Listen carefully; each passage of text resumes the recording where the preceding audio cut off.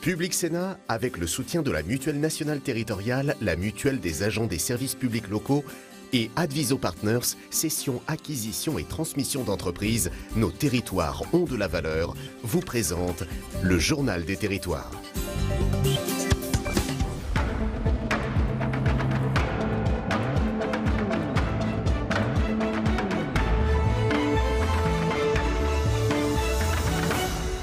Bonjour à tous et bienvenue en ce lundi matin dans notre émission, désormais en 3 parties avec la presse quotidienne régionale, les télés locales de France et le réseau VIA, notamment les Indés Radio, 130 radios qui sont nos partenaires sur tout le territoire français, et avec TV5 Monde. Première partie, le journal des territoires. Dans un instant, je vous y retrouve. Et à 8h après la météo, c'est Territoire d'info. Deuxième partie avec l'invité politique. Aujourd'hui, c'est Julien de Normandie, le secrétaire d'État à la cohésion des territoires, qui sera notre invité. Puis, à 8h30, jusqu'à 9h, une troisième partie, Territoire Sénat, avec Saveria Rojek, qui nous réservera les coulisses du Sénat et l'actualité parlementaire du Sénat. Vous savez qu'elle est très importante cette semaine, notamment avec la commission d'enquête sur l'affaire Benalla. Vous savez que nous sommes sur place et que l'ensemble de nos rédactions, sous la direction d'Albert Ripamonti, le directeur des rédactions, est mobilisé pour vous informer toute la semaine sur cette commission d'enquête. Voilà, tout de suite, c'est le JT des territoires. Je vous y retrouve dans un instant. À tout de suite. On démarre ce JT des territoires. Vendredi dernier, le Premier ministre Édouard Philippe et son ministre de la Transition écologique, François de Rugy, nouveau ministre, ont annoncé un grand plan vélo destiné à promouvoir la pratique de la bicyclette en France.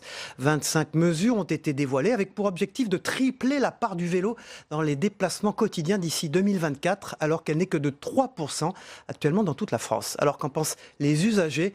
Un reportage à Brest, en Bretagne, avec les équipes du Télégramme, notre chaîne partenaire. Pistes cyclables interrompues, vol de vélo, la bicyclette ne séduit pas encore assez. Pourtant, plus de la moitié des trajets quotidiens effectués par les Français ne dépassent pas 5 km. Pour y remédier, le plan vélo prévoit une enveloppe de 50 millions d'euros par an sur 7 ans. Un fonds qui permettra de venir en aide aux communes dans leurs travaux d'aménagement et de continuité des pistes cyclables. Donc c'est très bien qu'il y ait ce financement qui se mette en place, mais on va très probablement se rendre compte au bout d'un an que les communes souhaitant mettre en place donc ces infrastructures auront besoin d'encore plus de moyens. La FUP préconisait minima 200 millions d'euros par an. Niveau sécurité, des fois, moi je fais du vélo, mon mari aussi, et c'est vrai que c'est un petit peu limite. Il y a des bouts, par exemple, si je veux aller vers Guilherme, il y a des beaux aménagements, et puis il y a des moments où, pouf, on se retrouve sur de la grande route, et c'est vraiment dommage parce qu'on se dit il n'y a que quelques centaines de mètres. Autre mesure présentée, l'immatriculation systématique des vélos pour lutter contre le vol et la mise en place d'une indemnité kilométrique pour les fonctionnaires se rendant au travail en vélo. Dans le secteur privé, cette mesure reste facultative. Concernant la sécurité en ville, le gouvernement souhaite la généralisation des doubles sens cyclables. L'accent sera également porté sur la pratique du vélo à l'école primaire. Ça, c'est clairement une mesure qui va permettre une meilleure culture vélo et le fait que cette pratique s'infuse dès le plus jeune âge, donc c'est très bien. Les mesures seront mises en application après leurs votes successifs, pour la plupart en 2020. Les acteurs de la mobilité du quotidien et du covoiturage brestois proposent à ceux qui le souhaitent de chambouler leurs idées reçues sur la pratique du vélo. Rendez-vous mardi à 11h au Parc à Chênes. Technologie, d'ici fin 2020, 100% du département de l'Essonne devra être relié au très haut débit. Afin de mener à bien cette mission, le conseil départemental prend en charge l'installation de la fibre dans plus d'une centaine de communes du département. Et les choses avancent. Il y a quelques jours, un 9e nœud de raccordement à la fibre optique était inauguré dans la commune de Morigny-Champigny. Un reportage de Yamina Bendaïda pour Via Grand Paris, la chaîne partenaire. La course pour le très haut débit en Essonne continue. À Morigny-Champigny, le département a inauguré l'installation d'un 9e nœud de raccordement optique permettant aux habitants du périmètre de profiter à terme de la fibre optique. L'installation de ce qui constitue la tête de réseau devrait permettre la desserte de 4 000 à 25 000 prises. Le nœud de raccordement optique qui est posé derrière nous va permettre de desservir 20 000 foyers. Donc ce sont 11 communes de l'Étampois qui vont être desservies pour ce premier jalon. Et dans l'année 2019, ça sera le 2e jalon et l'année 2020, le 3e et dernier jalon de déploiement. Maintenant que le nœud de raccordement optique est installé, il reste désormais à tirer tous les câbles qui permettront le transport et la distribution de la fibre optique dans les communes environnantes. Le jalon 1, qui est aujourd'hui terminé en phase étude, va rentrer en phase de production dès le mois de septembre par la pose de ces fameux SRO et le tirage des câbles jusqu'à, en gros, à peu près le mois de février pour pouvoir être vraiment au plus proche des administrés et pouvoir leur proposer une offre commerciale d'un fournisseur d'accès. Les habitants des 110 communes du nord de l'Essonne concernées par le déploiement numérique départemental devront attendre encore au moins jusqu'au mois d'avril 2019 pour profiter de la fibre optique. Voilà, et dans cette actualité, un invité dans Territoire d'Info à 8h en direct, très concerné par tout cela, c'est Julien de Normandie, le secrétaire d'État auprès du ministre de la Cohésion des Territoires, qui sera notre invité à 8h après la météo. On part un peu plus à l'ouest, la Bretagne n'est pas en reste, le très haut débit et la 4G arrivent sur l'île d'Ouessant, une grande première pour une île bretonne. Après plus d'un an de travaux, c'est Orange qui a inauguré un nouveau central téléphonique. L'opérateur en a profité pour installer les dernières technologies, dont 48 panneaux photovoltaïques pour alimenter le central. Un reportage sur place de Sophie Lecroisier pour TMO, la chaîne du groupe Le Télégramme. Un central téléphonique flambant neuf, mis en service fin août. Après 14 mois de travaux, les 650 clients Orange goûtent pour la première fois aux joies de la 4G et d'un réseau hertzien d'1 giga. Notre défi, c'est de rester présent sur l'ensemble des îles du littoral et d'amener progressivement une qualité de service équivalent à des aires métropolitaines comme Brest, avec aussi une caractéristique du littoral et de ces îles, c'est qu'elles sont très fréquentées l'été, et donc il faut aussi qu'on puisse mieux absorber, bien absorber les pics d'été. L'installation de ces nouvelles technologies est alimentée par 48 panneaux solaires. Un plus pour l'île, qui espère réduire sa dépendance au groupe électrogène. Ça s'inscrit tout à fait dans la transition énergétique dans laquelle on est lancé à Ouessant, mais aussi à Molène et Saint. Orange a investi près de 650 000 € dans l'installation ouessantine.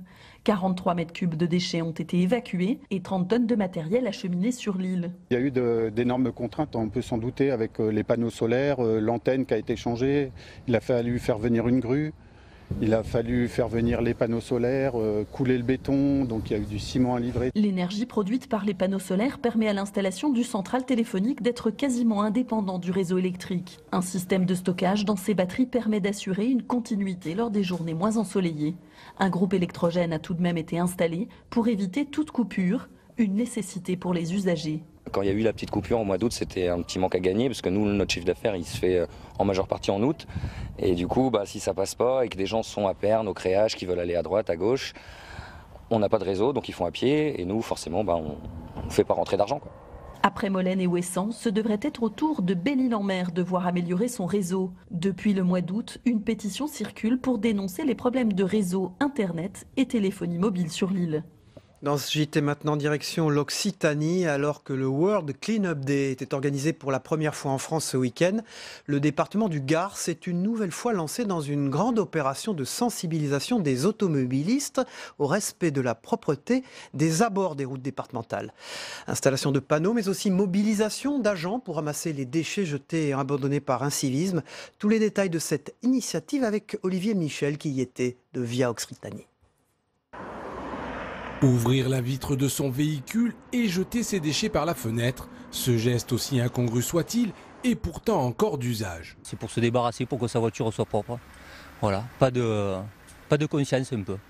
Comme Vincent, Christian fait partie des 300 agents des routes du département qui nettoient les fossés et ses trouvailles sur les accotements des routes sont nombreuses. Des verres, des paquets de cigarettes, des emballages vides, beaucoup de bouteilles en plastique. Des canettes en métal, de tout. Cette année, en une semaine, ce sont près de 460 mètres cubes de déchets qui ont été ramassés, dont 673 pneus, une surcharge de travail qui pourrait être évitée. Le fait de ramasser les déchets, après nous passons les gyros pour pouvoir que l'eau des routes puisse s'évacuer dans les meilleures conditions. Si on n'entretient pas par le ramassage des déchets et éventuellement par le fauchage des fossés, l'eau ne peut pas s'évacuer. Donc danger pour l'utilisateur. Notre mission première est de sécuriser la route au maximum. D'où le lancement d'une campagne de sensibilisation par le département du Gard. 6 panneaux ont été déployés au bord des routes à des emplacements stratégiques comme ici entre Gare et Hérault. Nous, ce qu'on constate aujourd'hui, c'est que de plus en plus de déchets sont collectés. Donc ça pénalise l'environnement, c'est une pollution visuelle. Nos agents des routes qui ne sont pas normalement recrutés pour ramasser que des déchets au bord des routes, leur mission première ce n'est pas ça. Donc ça coûte du temps et le temps ça coûte de l'argent. Donc il fallait montrer un petit peu aux administrés, aux usagers, ce que peut engendrer ces actes d'incivisme. Des actes en recrudescence face auxquels une nouvelle main-d'œuvre a été trouvée. Depuis 2015, des personnes condamnées par la justice à des travaux d'intérêt général sont amenées à nettoyer les fossés. On part dans le Pas-de-Calais maintenant à Arques où une immense serre abrite désormais plus de 100 000 pieds de tomates. Ce sont 2 frères belges qui sont à l'origine de ce projet gigantesque. Vous allez le voir, tout a été pensé pour mieux respecter l'environnement. Leur objectif, reconquérir le marché de la tomate dans les Hauts-de-France et produire 10% de ce que consomme toute la région. Les équipes de WEO TV se sont rendues sur place. Et si le Nord-Pas-de-Calais était la région idéale pour cultiver des tomates? C'est en tout cas ce que pensent les créateurs des premières grandes serres des Hauts-de-France, dont fait partie Kevin Van de Velde. Ici c'est un bon climat parce qu'on a assez de pluie et le chaleur n'est pas toujours trop haut. Et on a le soleil aussi. Pas trop, mais on a le soleil. Résultat, sous ces 9 hectares de serre, une température entre 20 et 28 degrés, idéale pour la bonne pousse des tomates. Aucun pesticide n'est utilisé. En revanche, de petits insectes sont insérés dans les cultures pour lutter contre les maladies, ainsi que quelques milliers de bourdons pollinisateurs. Toutes les semaines, on met des ruches qui permettent en fait de polliniser la plupart des fleurs qui sont présentes sur la culture. Sans ces bourdons, on n'aurait pas de fleurs du coup. Donc en fait, le bourdon, c'est un pollinisateur qui est indispensable. La gestion de l'eau aussi se veut écologique, grâce à un système d'arrosage au goutte à goutte. De l'eau qui provient de ces grands bassins. Pour donner l'eau aux tomates, on récupère toute l'eau de pluie dans ce bassin de 50 000 m3. Et là, on peut mélanger avec l'engrais et envoyer aux plantes. Pour cette première récolte, l'objectif est de produire 6 000 tonnes sur l'année, des tomates labellisées Hauts-de-France qui seront vendues entre 2 et 3 euros le kilo et uniquement chez les distributeurs de la région. Voilà, toujours miam miam. Pour terminer cette édition à l'occasion de sa 3e édition, l'événement gastronomique Tokédoc faisait escale hier à Toulouse. Près de 900 personnes se sont réunies dans le parc de la Dépêche du Midi, notre partenaire d'ailleurs, pour goûter la cuisine de 6 chefs étoilés, tous installés en Occitanie. L'objectif de cet événement, faire découvrir le patrimoine culinaire de cette région avec un menu accessible au prix unique de 43 €. L'événement se poursuivra durant les prochaines semaines avec des étapes à Montpellier, à Rodez ou encore à Auch. Voilà. Fin de cette édition, on continue le journal des territoires. Dans un instant, c'est la revue de presse des unes de la presse quotidienne régionale avec une nouvelle venue à cette heure-ci. Saveria Rojek dans un instant.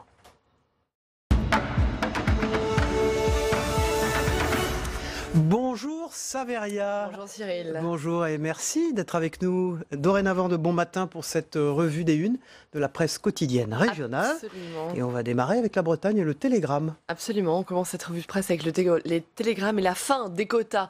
En médecine, c'est le fameux numerus clausus qui va disparaître, le numerus clausus. Eh bien, c'est ce quota d'étudiants en médecine admis à entrer en 2e année. Demain, le gouvernement va annoncer une grande réforme du système de sélection. C'est également la une du Midi Libre, la fin de ce numerus clausus, un système beaucoup trop sélectif. C'est une des mesures donc, que va annoncer le gouvernement demain lors du grand plan hôpital. L'hôpital en crise, l'hôpital en surchauffe, c'est aussi le choix du Courrier Picard.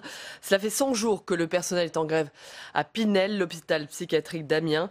Beaucoup d'attentes donc avant les annonces du gouvernement demain. Et puis l'Union de Reims. Absolument, le blues des éleveurs à la une de l'Est est clair avec ce loup qui leur pourrit la vie. D'un côté, les attaques du loup qui déciment leurs troupeaux. De l'autre, une image dégradée dans l'opinion.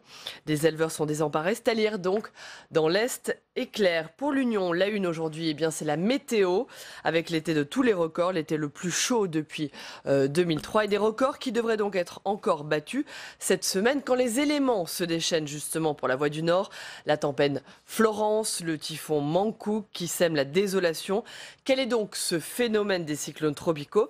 C'est la question que se pose la Voix du Nord. Et puis un tout autre sujet pour la République des Pyrénées, les radars, des radars dégradés, alors que le passage aux 80 km/h, eh bien, il s'est traduit par une baisse des accidents, mais une augmentation des contraventions. Les radars fixes sont de plus souvent la cible de vendards. Un radar sur deux ont été vandalisés. Et ça tombe bien, on a Jean-Michel Elvig de la République des Pyrénées qui est sur ce plateau. On en parle avec lui dans un instant. Absolument. On termine avec l'exploit de Kevin Meyer à la une de Sud-Ouest, le Français Kevin Meyer qui s'est emparé du record du monde de décathlon hier à Talence en Gironde. C'est un immense exploit, Cyril. Merci Saveria. Et demain, on vous retrouve évidemment pour une de la presse quotidienne régionale, une revue des unes, et puis aussi les unes numériques, la revue de presse numérique de la PQR qui vient dans cette matinale dorénavant chaque matin avec vous. Voilà, tout de suite c'est le club de la presse. On retrouve Jean-Michel Elvig, on vient d'en parler, et Cyril Peter du Parisien dans un instant.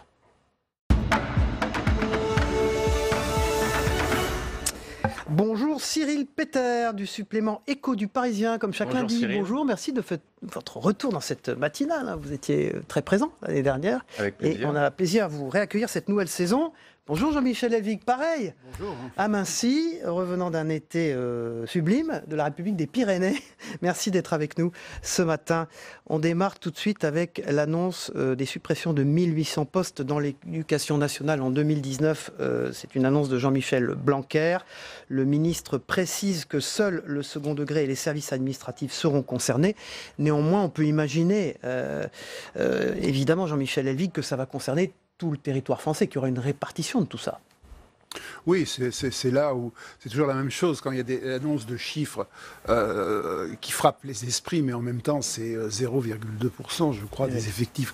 Absolument. De 0,2% des emplois du ministère. Après, il faut voir comment c'est dispatché. Donc là, la seule indication qui est donnée, c'est le second degré. Et c'est vrai que il y a un problème de sous-administration, non moins du second degré, même si ici ou là il y a des problèmes, mais dans le primaire et surtout dans le supérieur où les problèmes d'administration sont criants. Voilà, donc après, il faut voir université par université, ville par ville, établissement par établissement. Donc c'est difficile de porter un jugement global sur une application qui ne peut être que très différenciée et localisée.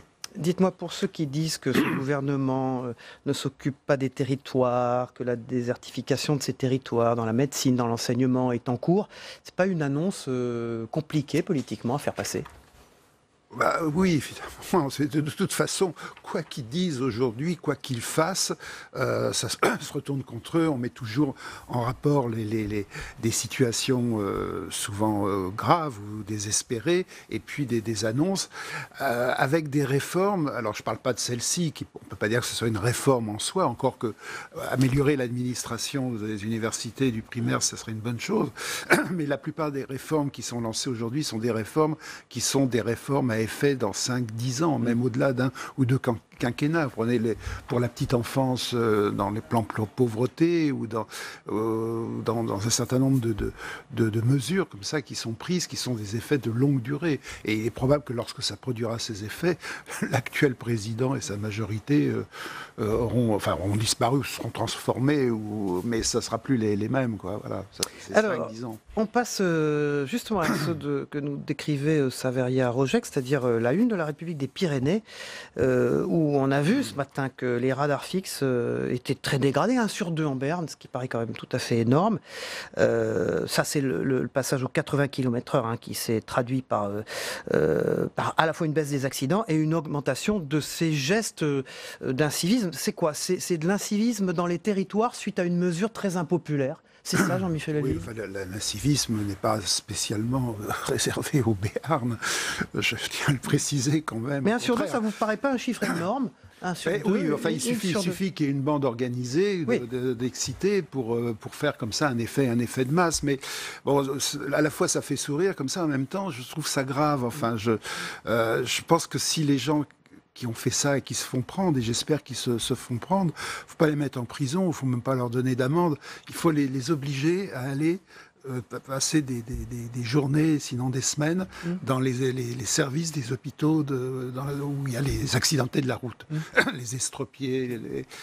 Voilà, je pense que ce serait une bonne mesure coercitive, non pénale, mais quand même utile, parce que c'est pas bien, quoi. Voilà, et puis c'est ridicule, quoi. On n'a pas de chiffres pour l'Île-de-France et la grande métropole, Cyril Peter, sur ces radars fixes qui sont endommagés, mais on sait que c'est un problème aussi. Ouais, non, mais le Parisien avait fait une enquête il y a justement 2 mois pour mettre en avant le coût aussi des réparations qu'il faut par la suite. Je crois que c'était 2 millions d'euros par an. Tout à fait, c'est le chiffre. Puis après, voilà, en effet, il y a des régions où il y a des dégâts plus importants, en fait, parce que, en effet, c'est des équipes qui opèrent.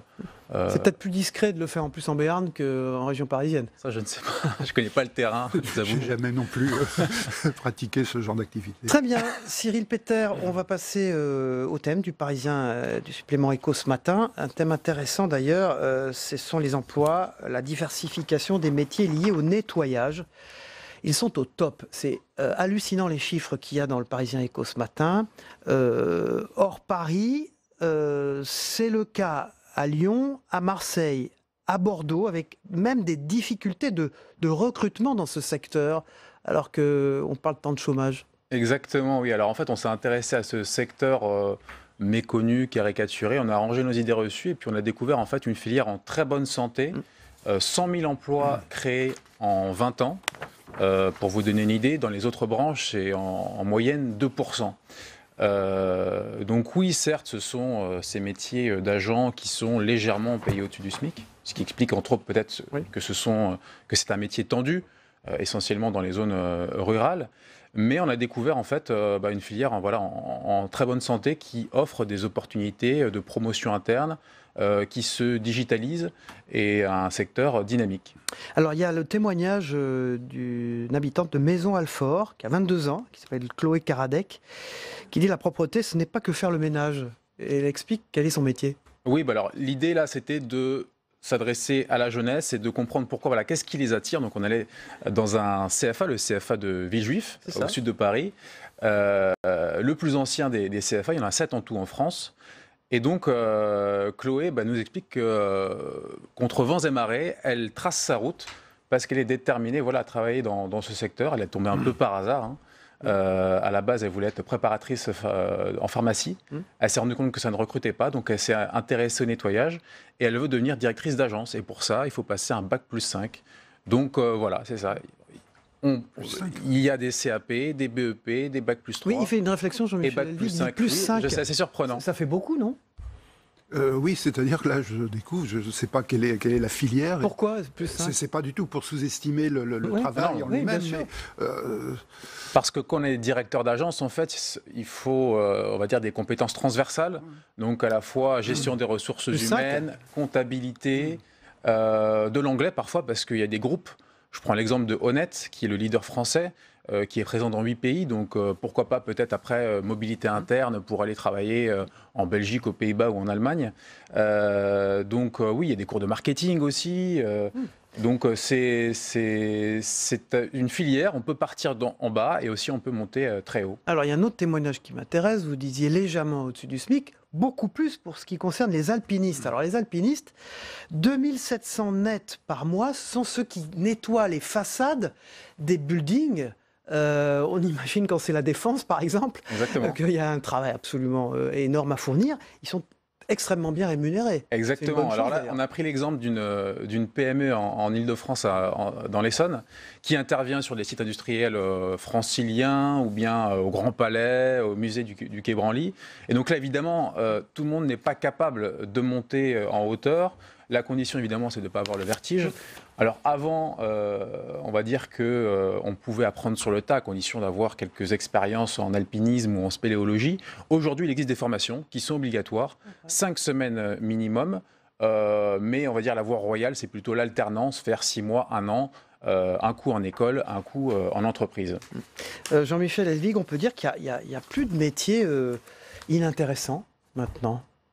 Je veux dire, quand on voit tous ces métiers, qu'on lit le supplément éco du Parisien, on voit, alors d'abord il faut faire de longues études, apparemment, mais en même temps il y a beaucoup d'attrait dans ces métiers qui étaient jusqu'à présent mal considérés par les Français. Oui, c'est-à-dire qu'on parle beaucoup des destructions d'emplois, il y a beaucoup de destructions d'emplois, mais aussi il y a beaucoup de création d'emplois. Donc ça fait partie de ce qu'on appelle les emplois nouveaux, dans le domaine du nettoyage, mais dans d'autres domaines aussi, et avec des filières intéressantes, encore que cette espèce d'obsession de vouloir absolument multiplier les années universitaires, je ne pense pas que ce soit forcément une bonne chose. Notamment, on l'a vu dans l'enseignement, où la masterisation des enseignants notamment, fait qu'il y a moins d'enseignants et que c'est plus difficile, notamment pour les gens modestes, de faire des études de 5 ans, alors qu'ils pourraient avoir la capacité d'enseigner sans faire forcément 5 ans comme avant. Voilà, en tout cas, un dossier très intéressant dans le Parisien, supplément éco aujourd'hui, le nettoyage au top. Voilà, un mot aussi pour dire que vous avez une interview de Jean-Claude de Puerto Salaver, qui est le PDG du CAR, et qui dit que chacun pourra partager sa voiture dans l'avenir en toute sécurité. Exactement, donc c'est le loueur de voiture qui fait le pari de l'autopartage, parce que de plus en plus de Français se disent prêts à prêter leur véhicule à des particuliers. Vous seriez prêt, vous? Personnellement, non, mais les sondages montrent que petit à petit, l'idée fait son chemin. Vous prêteriez votre voiture? L'avantage de la voiture, c'est qu'elle est à ma disposition quand j'en ai besoin. Donc Merci beaucoup, Jean-Michel Elvig. On vous retrouve pour la deuxième partie de cette émission, après Territoire d'Info, l'invité politique, qui est Julien de Normandie. Vous nous parlerez de votre édito dans la République des Pyrénées sur les européennes et Marine Le Pen. Merci Cyril Peter, vous revenez vite. Tout de suite, on passe à la météo des territoires sur le canal 13 de la TNT. Chaque matin, c'est la seule météo, avec aussi les territoires français d'Amérique, de l'océan Indien, du Pacifique et des Caraïbes. On la regarde ensemble, on se retrouve à 8h avec Julien de Normandie, l'invité politique de Territoire d'Info. À tout de suite.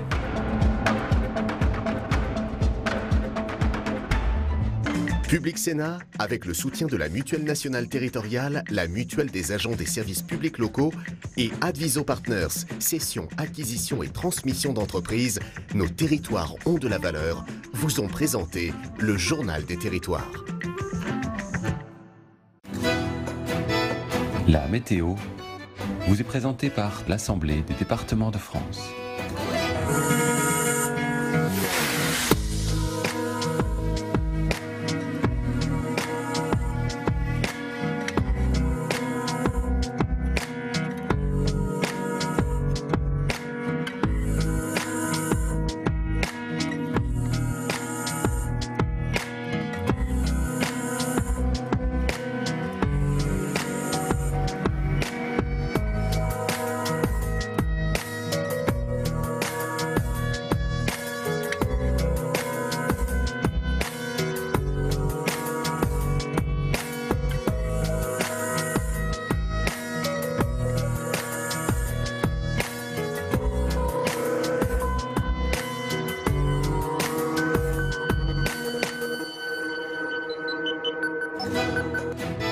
C'était la météo avec l'Assemblée des départements de France.